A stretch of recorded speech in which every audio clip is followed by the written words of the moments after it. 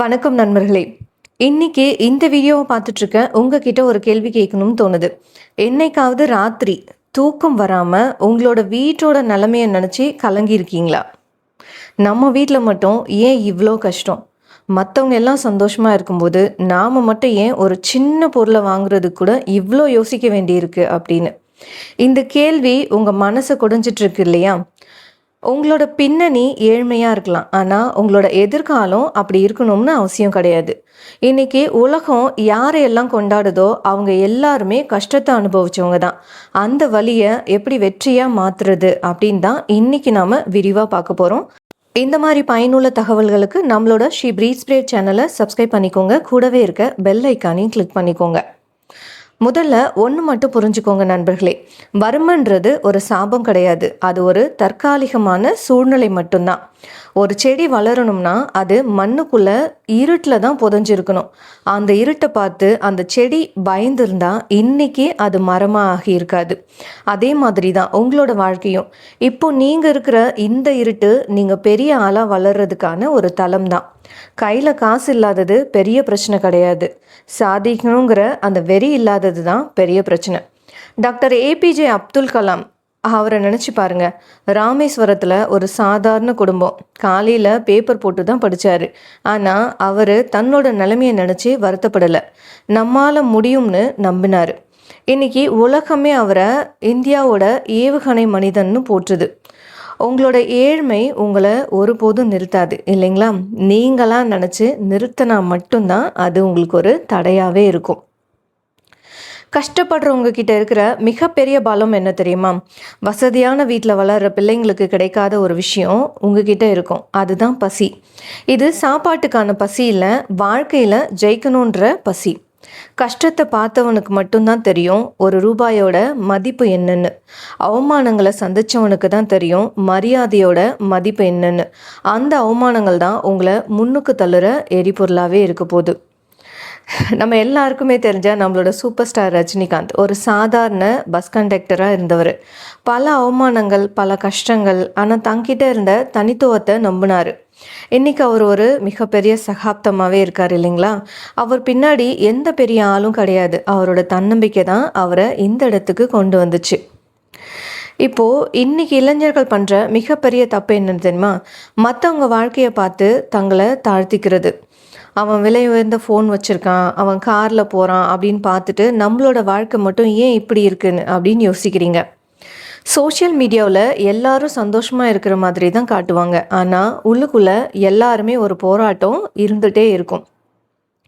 நீ உன்னை இன்னொருத்தனோட ஒப்பிடும்போது உன்னோட சுயமரியாதையை நீங்களே கொள்றதுக்கு சமமாக இருக்கும்.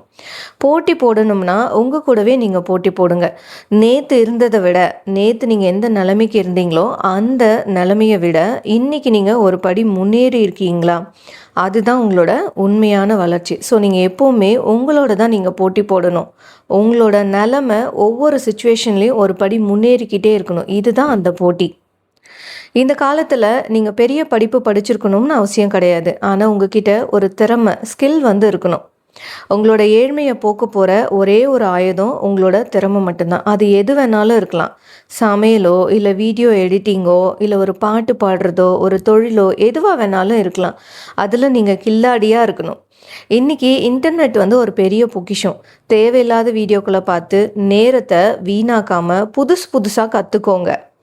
ஒரு நல்ல திறமையை வளர்த்துக்கிட்டா உலகம் உங்களை தேடி வரும், பணமும் உங்களை தேடி வரும். உங்களோட அப்பா காலையிலேருந்து ராத்திரி வரைக்கும் கஷ்டப்படுறது யாருக்காக? உங்களோட அம்மா தன்னோட ஆசைகளை எல்லாம் விட்டுட்டு உழைக்கிறது எதுக்காக? அவங்க படுற கஷ்டத்துக்கு நீங்கள் கொடுக்க போகிற ஒரே பரிசு உங்களோட வெற்றி மட்டும்தான். அவங்க கையை பிடிச்சி கூட்டிகிட்டு போயிட்டு ஒரு நல்ல இடத்துல உட்கார வச்சு இனி நீங்கள் கவலைப்படாதீங்க அப்படின்னு சொல்கிற அந்த ஒரு நிமிஷம் இருக்குது பாருங்கள், அதுக்கு தான் நீங்கள் ஓடணும்.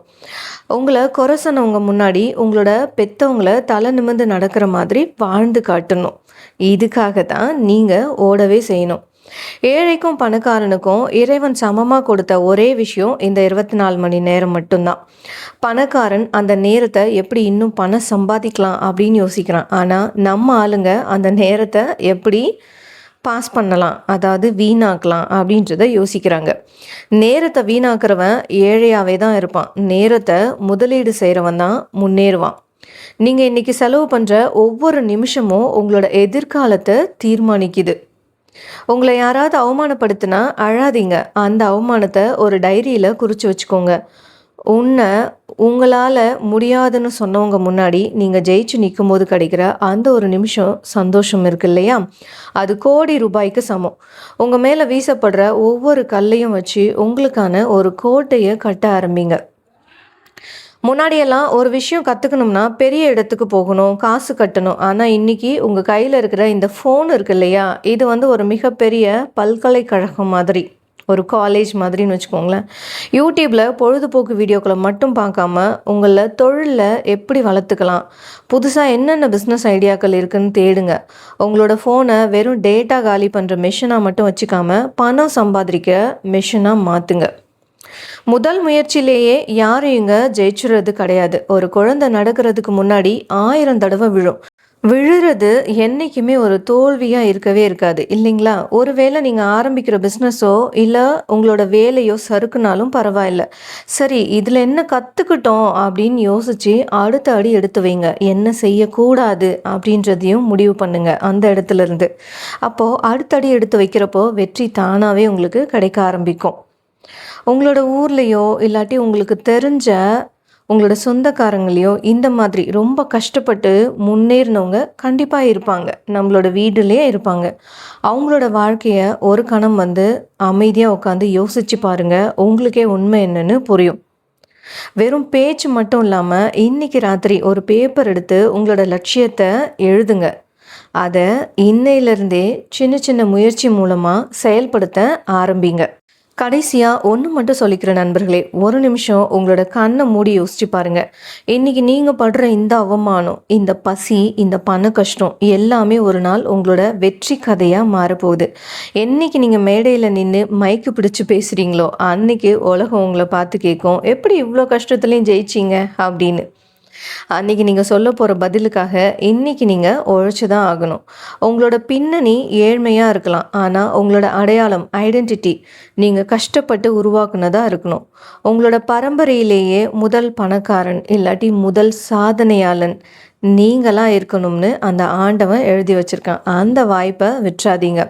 இப்போ இந்த வீடியோவை முடிச்சுட்டு வெளியே போகும்போது ஒரு புதிய மனுஷியாக போங்க. இனிமேல் நான் கவலைப்பட மாட்டேன், ஜெயிக்கிறதுக்காக வேலையை ஆரம்பிப்பேன்னு உங்களுக்குள்ளே உறுதி எடுத்துக்கோங்க. உங்களால் முடியும், உங்களால் மட்டும்தான் முடியும். இந்த வீடியோ யாருக்காவது ஒரு சின்ன மாற்றத்தை, உங்களில் யாருக்காவது ஒரு சின்ன மாற்றத்தை கொடுத்துருந்தா கூட அதுதான் எனக்கு மிகப்பெரிய வெற்றி.